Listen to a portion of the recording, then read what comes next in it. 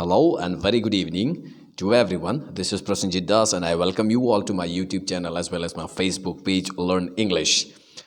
This is the second part of the sentence correction, which is one of the most important part of the grammar section necessary for class 9, 10, 11, 12 degree and all sorts of competitive examinations, because sentence correction is something that comes in every type of competitive examination where you have to go through English language or English.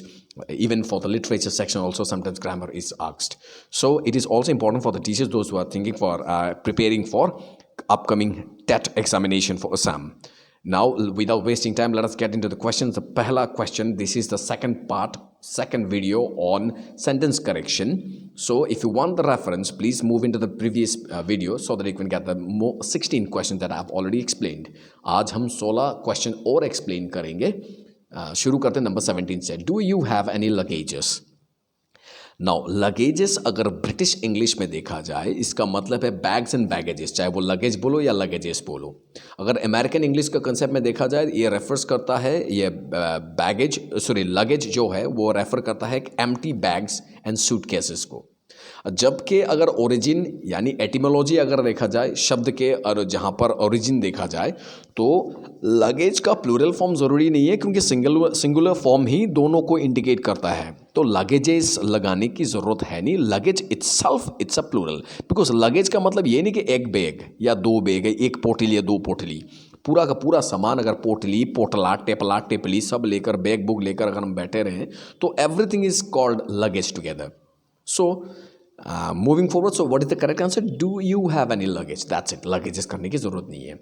आगे बढ़ते हैं. Question number 18, wait until I do not return. As I told you in the last video, until unless ये already negativity express करता है, it does not require any other negative in the sentence. So answer will be wait until I return. जब तक मैं return ना करूं, इंतजार करो. तो अंटिल लग गया तो नेगेटिविटी लगाने की जरूरत नहीं है. Moving forward, we have question number 19, this toy is superior and more costly than that. सबसे पहले इस सेंटेंस को सेंटेंस करेक्शन पे याद रखिए, क्योंकि किसी भी प्रकार के मिस्टेक्स हो सकता है. कहीं वो नाउन भी हो सकता है, प्रोनाउन भी, कोई भी किसी प्रकार का पार्ट्स ऑफ स्पीच, चाहे वो टेंस, कभी उसका प्रीपोजिशन का यूज, कुछ भी गलती हो सकता है. तो we have to be very much सतर्क जब हम इसको सॉल्व करेंगे. सावधान रहें, सतर्क रहें, आसपास ख्याल रखें. आगे बढ़ें. This toy is superior. Now पहला देखिए, यहाँ पर THAN देन है, जो इंडिकेट करता है ये कॉम्परेटिव डिग्री को. कॉम्परेटिव डिग्री अर्थात एडजेक्टिव को. तो एडजेक्टिव ढूंढते हैं कौन कौन सा. पहले सॉल्व करते हैं पहला पार्ट को, क्योंकि यहाँ पर कोऑर्डिनेट कंजंक्शन एंड लगा है, तो दो पार्ट है यहाँ पर. पहले पार्ट को देखते हैं. Superior, inferior, junior, senior. Last day I told you these are the Latin word ending with OR which should be followed by to. That means answer is over. This toy is superior to. Now second part. Now comparative degree already कि superior या multisyllabic word है, to लगाओ, that's it, is okay. Now moving forward, more costly. Now सवाल है adjective कौन सा है? Costly. कौन सा है ये? बाइसिलेबिक, दो सिलेबल की है, कॉस्ट एंड ली. कोई भी एडजेक्टिव जो वाई से ख़त्म हो, उससे पहले कॉन्सोनेंट हो, तो उसका कॉम्परेटिव डिग्री IER बन जाता है, सुपरलेटिव डिग्री IEST बन जाता है. ये go to the link, go to my videos in the last year I uploaded one video, you will find it out. वहाँ पर लिखा एक डिग्री ऑफ कंपैरिजन का वीडियो है, द फर्स्ट वीडियो, उसको देख लीजिए, आपको क्लियर हो जाएगा पूरा कॉन्सेप्ट वहाँ पर. Now costly is a bisyllabic word. तो खत्म किससे हो रहा है? वाई से. उससे पहले क्या है? L, यानी कॉन्सोनेंट. तो IER costlier, superlative degree costliest. तब ये आया मोर. कहाँ से आया? More is comparative degree, correct. THAN than is comparative degree, correct. तो हम मोर क्यों हटाएंगे यहाँ से? अभी देख लेते हैं मोर हम यूज़ करते क्यों हैं. मोर हम यूज़ करते हैं फॉर उन एडजेक्टिव के लिए, उन विशेषणों के लिए जिस विशेषण के जो उच्चारण है अर्थात सिलेबल है दो से ज़्यादा हो, दो या दो से ज़्यादा हो. जैसे ब्यूटीफुल, इसमें 3 उच्चारण है, साउंड है. वो ब्यूटीफुल, इसको ट्राइसिलेबिक वर्ड कहते हैं. तब हम लगा गए मोर ब्यूटीफुल, मोस्ट ब्यूटीफुल, क्योंकि ब्यूटीफुलर एंड ब्यूटीफुलेस्ट तो नहीं हो सकता. अगर हम बनेंगे active, handsome, active 2 sound, handsome 2 sound, तो भी हम more handsome, more active, most handsome, most active, इस प्रकार के हम शब्दों को यूज़ करेंगे. क्यों? क्योंकि उन शब्दों में कॉम्पिटिटिव डिग्री है ही नहीं। मोर हैंडसम को हैंडसमर और हैंडसमेस तो नहीं कर सकते, इनमें कॉम्पिटिटिव डिग्री है नहीं, इसीलिए हम लगाते हैं मोर। और जहाँ पर कॉम्पिटिटिव डिग्री ऑलरेडी है तो मोर की आवश्यकता नहीं है, नेसेसिटी नहीं है। सो कॉस्टली का बन गया कॉस्टलियर। तो आंसर बना this toy is superior to and costlier than that. Moving forward, question number 20. He has described about the story. Most of the questions and most of the books and the most of the question papers set by the teachers, I find such kind of mistakes. Even if you go to the books of the our class 9 and 10 history book, social books, you will find out such kind of mistakes. Describe about the incident, narrate about the incident. भाई साहब describe और narrate तो already बोल रहा है कि tell about। अगर मैं बोलूँ describe the story, that means tell about the story, narrate the story, tell about the story. यानी डिस्क्राइब का मतलब ही है, नरेट का मतलब ही है टेल अबाउट, उसके बारे में बताओ। तो अबाउट मतलब विषय में, तो डिस्क्राइब मतलब उसी का मीनिंग को दोबारा क्यों लिखेंगे हम लोग। जैसे एक सेंटेंस है एसेंडेड अप, अभी एसेंडेड का मतलब ही भाई साहब ऊपर उठना है, आपका मतलब ही ऊपर आना है, एसेंडेड का मतलब ही तो ऊपर जाना है, तो आपकी ज़रूरत क्यों है वहाँ पर। Exactly same, he has described the story. Social book में कभी कभी आता है question describe the incident of that death, that is correct. Describe about the incident, that is incorrect, क्योंकि डिस्क्राइब का मतलब ही है टेल अबाउट, तो अबाउट को हटा दो। कुछ लोग बोलते हैं I will return back. What do you mean by return back. Return माने तो बैक, बैक माने रिटर्न, तो काहे इसको यूज कर रहे हो। Why you are using the dual same meaning word. तो ऐसे बहुत सारी छोटी छोटी चीज़ें हैं जो इंग्लिश को करेक्ट बनाता है, स्टैंडर्ड बनाता है। तो we have to be very much careful regarding this one. तो आगे बढ़ते हैं। Now he has described the story. The next is question number 21। Why you went there, it is an interrogative sentence, क्योंकि WH clause से शुरू हो रहा है, लास्ट में ऑक्सिलरी मार्क ऑफ इंटरोगेशन है, दैट मीन्स ये इंटरोगेटिव है। और इंटरोगेटिव होने के लिए ऑक्सिलरी वर्ब चाहिए, और कोई भी वर्ड इंग्लिश में क्वेश्चन नहीं बनाता to make a question with an auxiliary verb. और ऑक्सिलरी वर्ब यहाँ पर कौन सा आएगा वो डिपेंड करता है कौन सा टेंस है। ये वेंट यानी पास्ट इंडेफिनिट है, और पास्ट इंडेफिनिट में कौन सा ऑक्सिलरी यूज़ करते हैं क्वेश्चन बनाने के लिए, डिड। तो आ गया वाई डिड यू। और इस बात का भी ख्याल रहे कि जब हम डिड का प्रयोग करेंगे वर्ब का ओरिजिनल यानी बेस फॉर्म पे चला जाएगा। तो वेंट का बेस फॉर्म क्या है, original form go. Why did you go there. Moving forward, question number 22. One must not boast of his wealth. Now question comes. You must not boast of your wealth. She must not boast of her wealth. I must not boast of my wealth. That means जो subject और object का relation है उसी के बारे में हम बात करेंगे जो सब्जेक्ट में बिगिनिंग में यूज किया। चंपा must not boast of her wealth. चमेली must not boast of her wealth. Champak must not boast of his wealth. तो चंपा और चंपक और चमेली से हमें मालूम पड़ रहा है कौन लड़का है, कौन लड़की है, कौन फीमेल है, कौन मेल है। नाउ अबे वन माने इंडेफिनिट प्रोनाउन, हीज मतलब पर्सनल प्रोनाउन। तो वेरी सिंपल, अभी पोजेसिव एडजेक्टिव बता सकते हैं इस सेंटेंस में।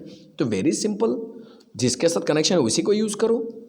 One must not boast of one's wealth, क्योंकि सब्जेक्ट अननोन है, इंडेफिनिट है, तो ऑब्जेक्ट भी इंडेफिनिट ही होगा। She must not boast of her wealth, not पड़ोसी का wealth. तो very simple, one must not boast of one's wealth. That means we are talking about the indefinite subject, indefinite pronoun जो unknown है। Moving question number 23. Roses smell sweetly. Now we need in the sentence adjective form. Sweetly is adverbial form, which is like hardly used. Sweetly she sang. That is adverb. Adverb अर्थात क्रिया को qualify करे, क्रिया के बारे में बताए, adjective के बारे में बताए, फिर अनदर एडवर्ब के बारे में बताए, वो एडवर्ब है जिसका वीडियो में बहुत सुन एक बनाने वाला हूँ। Now what we have to do, roses plural है तो स्मेल हो गया, smell sweet adjective, roses smell sweet. Moving question number 24. He could not come due to illness. Now often ये हम देखते हैं कि ये due to illness और because of का वर्बल फ्रेज है due to। जब बीमारी के बारे में हम एप्लीकेशंस में लिखते हैं तो ड्यू टू ना लिखकर करेक्ट फॉर्म ऑफ इंग्लिश हो जाएगा he could not come owing to illness. Owing to illness he could not come to school. Because of illness he could not come to school. Due to वो है verbal phrase form हो जाता है. तो जब बीमारी का हो तो owing to illness is the correct form of English. इसको right form में हम इस प्रकार यूज कर सकते हैं. Moving forward, 25. He is always standing. Always indicate it's a adverb of frequency जो हमें बताता है कि ये काम हमेशा होता है, रेगुलर होता है.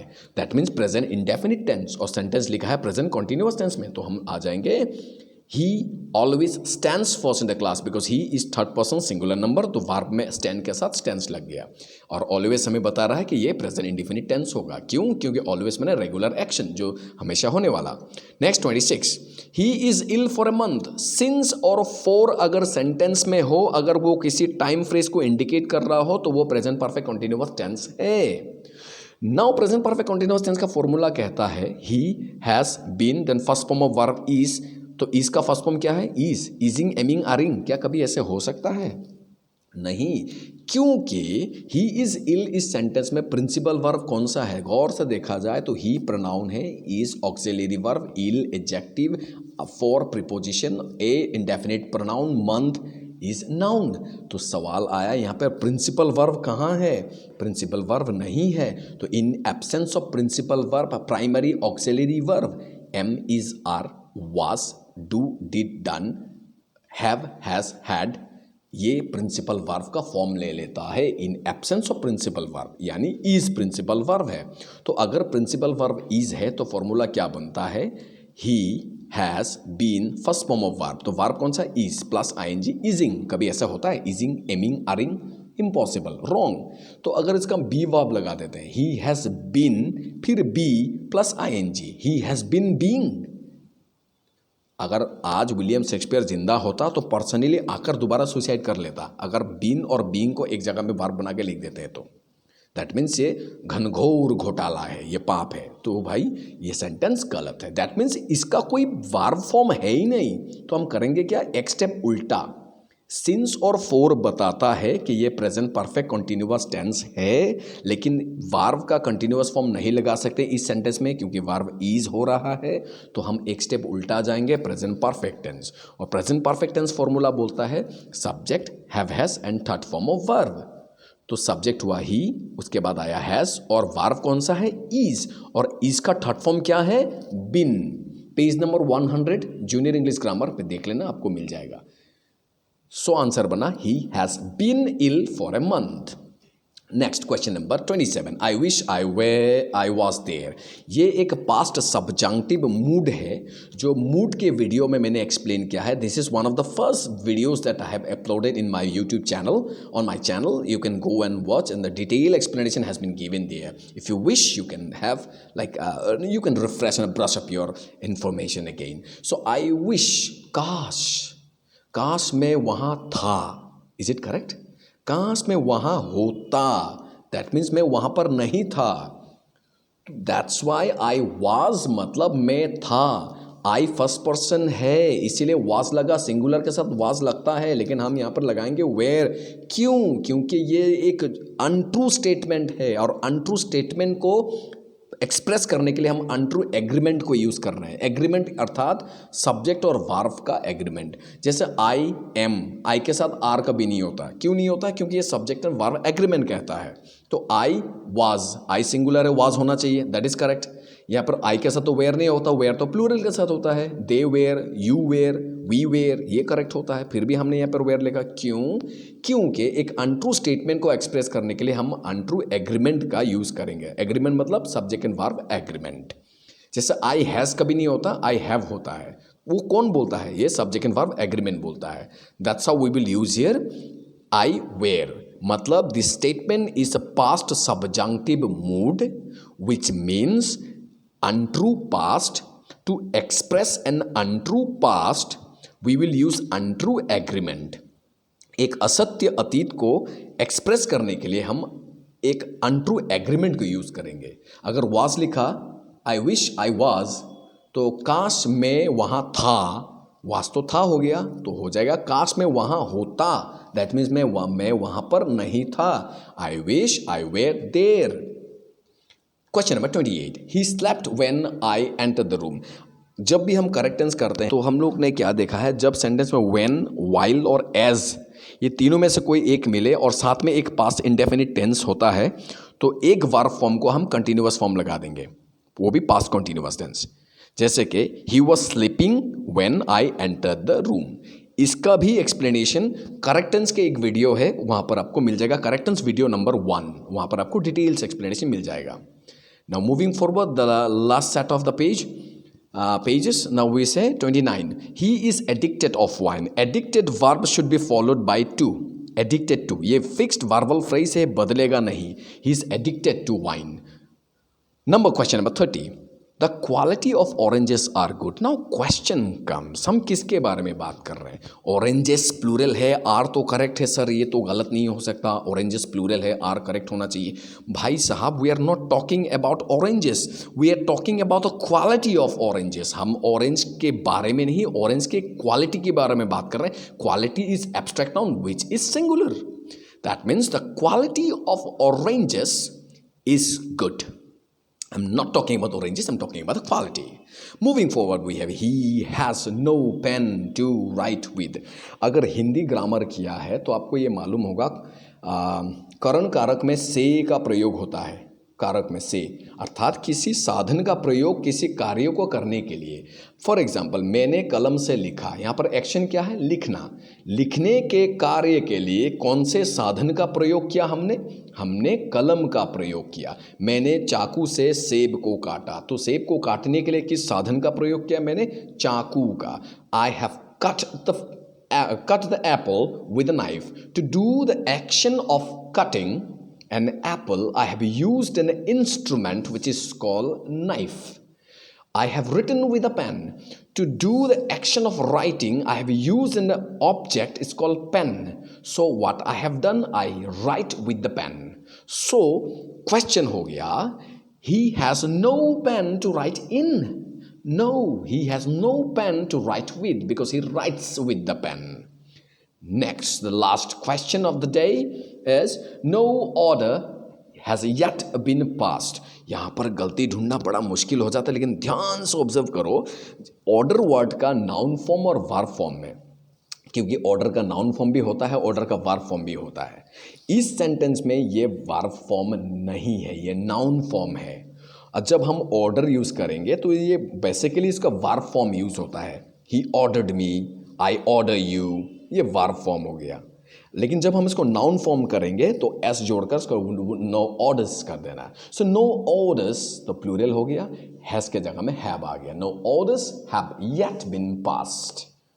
So that's we have come to an end of this set of questions. I hope you people have liked and understood. If you have any question regarding the 16 questions that I have explained today, please drop your valuable comments so that I can also enrich my knowledge. With these, I would like to wind up. And if you have liked, agar aapko pasand aaya, please do share and like and drop your comment and follow my channel, subscribe to my channel so that you can get more videos in coming days. Thank you very much for your time. Have a great day and Merry Christmas to all of you and Happy New Year as well.